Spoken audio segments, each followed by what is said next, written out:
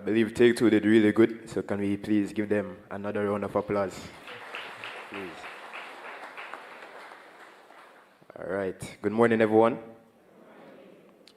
Before I start, I must express my gratitude to Reverend Lilo and Reverend Robinson, the Youth Related Ministries Council, as well as to you all, the congregation, for allowing me to speak today.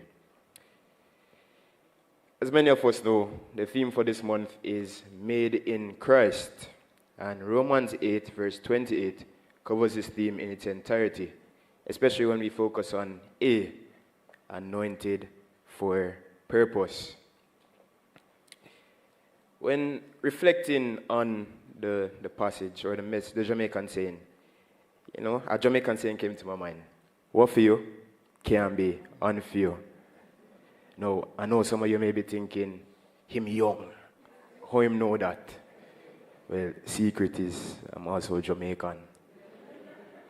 But when do we hear this saying? We hear it in several contexts. For example, when we don't do so well at a job interview, or for the younger children, when you come out of a serious relationship and your parents, in an attempt to cheer you up, they say, what for you can be unfor you. No, that simply means just give it time and things will work out. If that person is the one for you, they will come back in your life. If not, you get someone else. If that job is the one you're supposed to get, you will get it in the future. No, a lot of times when people tell you that, them know say it not gonna really work out, but they might do a thing, they might try to cheer you up. So we give them a blight. No. From those two examples, we see that the saying is repeated when things don't go the way we want it to, or when times are negative and we need a little bit of motivation in our lives. The same is true when we repeat Romans 8, verse 28. Paul wrote the verse for the Roman church when they had problems due to their faith, and Paul wanted them to hold on. Today, we continue to use the verse as a medium of hope, and it is one of the more popular verses in the Bible.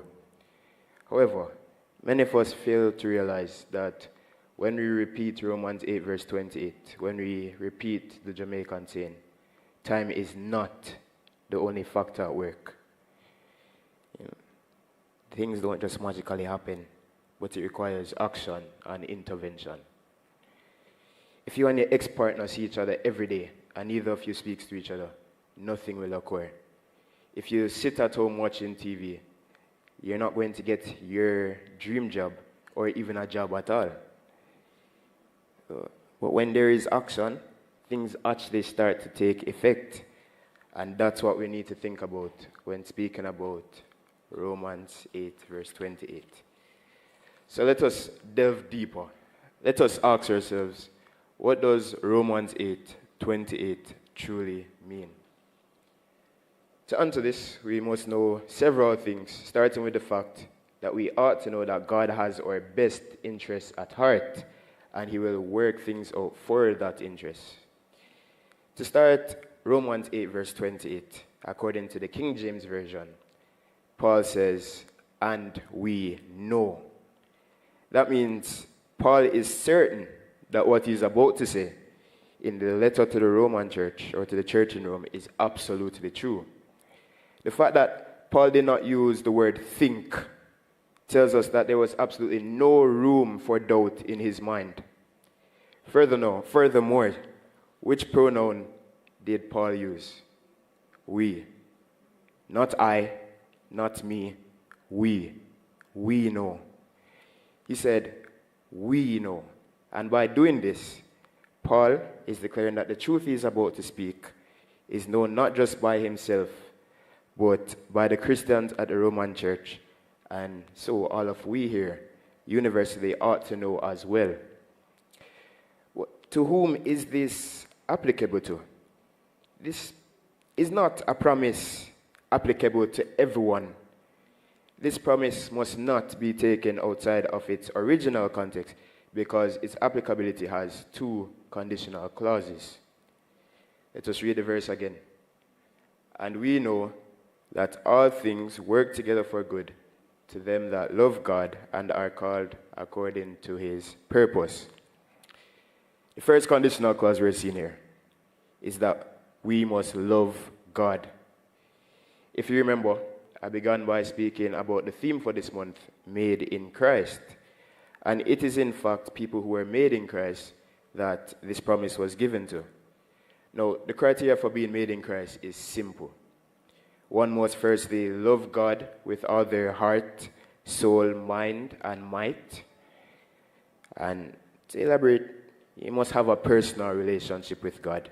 And you must be a part of his family that has been formed through the death, burial, and resurrection of Jesus Christ. The second conditional clause is that there must be an active partnership with God as expressed, called according to his purpose, the end of the verse. This means beyond having a relationship with God, our wills and our plans must give way to God's plans. There must be a harmonization of our will and God's will, of our purpose and God's purpose for us. For it is not our will that comes first, but the will of God. Will of God. And that is symbolized by the partnership between ourselves and God when we agree to carry out his will. This being the case, several groups of people are unfortunately excluded. Those that worship idols, those that worship no one or nothing at all, those that claim to love God but choose living for him as a part-time calling rather than a full-time job. And of course, people that despise and hate God. Essentially, anyone who has not accepted the call to entirely live for Christ is excluded because being made in Christ requires total commitment even when times are hard. No, preacher, you say even when times are hard, we must stay committed? Yes, brothers and sisters, because Romans 8:28 tells us that all things work together for good. But why is Paul so confident that God will cause all things to work out for the best?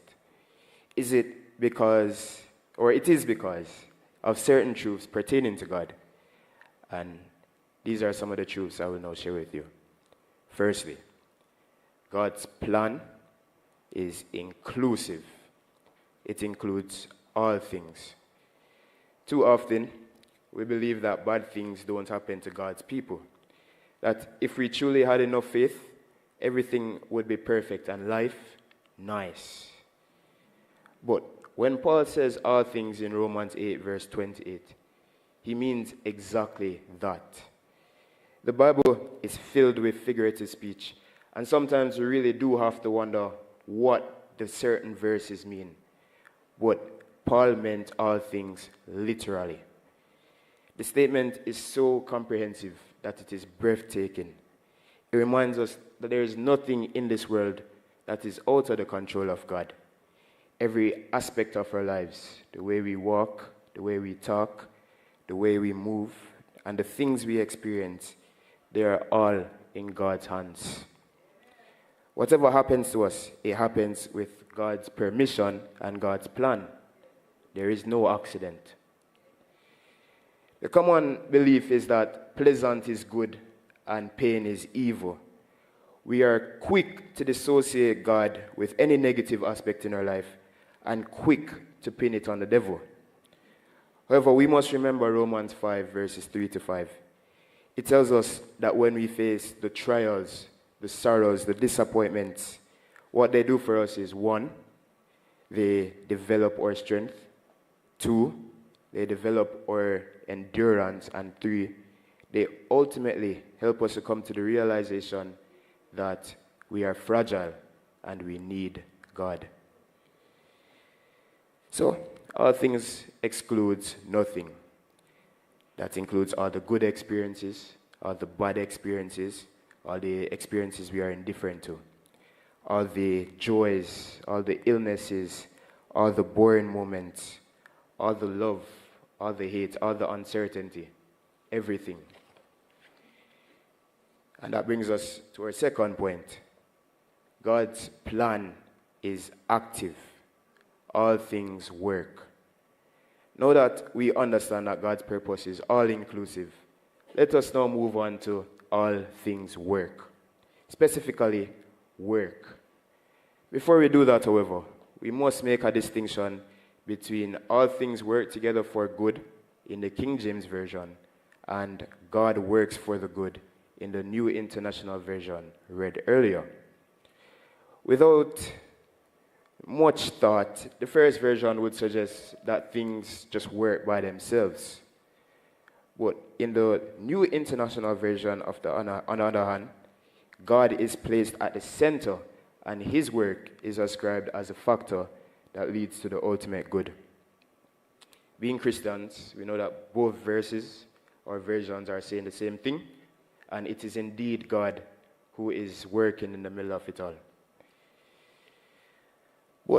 What does work mean? Commonly, the term work suggests activity. It means something is active. When we join it with all, it means active through all things and at all times.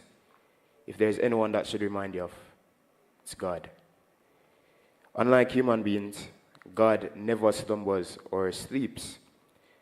One of the only times we see him resting in the Bible is Genesis 2, verse 2, where he rested from his work of creation. We know the story. But even at this time, he was still active.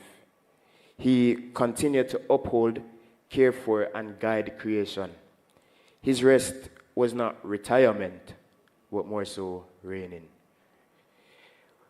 We sometimes come to a point in our lives where we interpret the silence of God as him not doing anything on our behalf.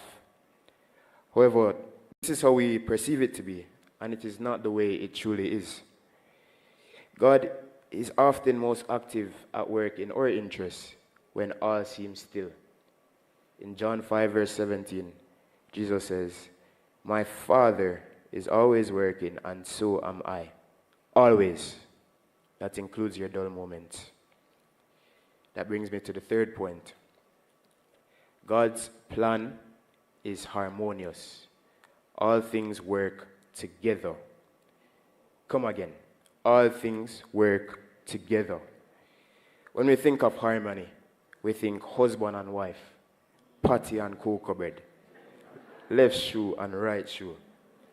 Or life experiences, on the other hand, it consists of both bad and good, favorable and unfavorable, sorrow and joy, ups and downs. These things by themselves don't automatically work in harmony. It is God who orchestrates their harmonization, although we do not, or we're not even able to understand how it occurs, especially how unrelated they are to each other. But let us use cake as an example. I have two questions for you. What are some of the ingredients that go into baking a cake? Okay, we have eggs, water, sugar, milk, flour, all right, baking powder. All right, so next question. Who here eats flour all by itself? Just sit down, grab a spoon, and take the flour. No. See, none of us actually raise your hand if you do that. All right, none of us raise our hand. Why? Because flour tastes bad by itself. And the thought of eating it by itself is just inconceivable. However, when the cake mix now, and you hear say free, how many of us quick to grab a slice? Right? Cake tastes well good, and you all want seconds. Well, it's in the same way that God harmonizes all things, all the flour, all the raw eggs, and all the spices in our lives for the preconceived good. Now, we can't turn into cake. So what is the good that God will bring to us human beings? Let us recall what I've said so far. I've talked about the promise of good, who it is applicable to. I've also expressed some of the truths that led to Paul's undergirded confidence in the promise, such as 1, God's plan being inclusive, 2, God's plan being active, and 3, God's plan being harmonious. And that brings me to my final truth, which is God's plan is beneficial. All things work together for good. By nature, we tend to interpret good in the same way the world interprets it. For example, we think good is being exempt from illness and not having any health reversals, having infinite amount of cash at our disposal and not having money reversals, not having relation reversals, owning big house, big car, big plots of land to live on, being popular at school, at work, having the best behaving and successfully striving children, and having more flour so we can eat even more cake. Good things.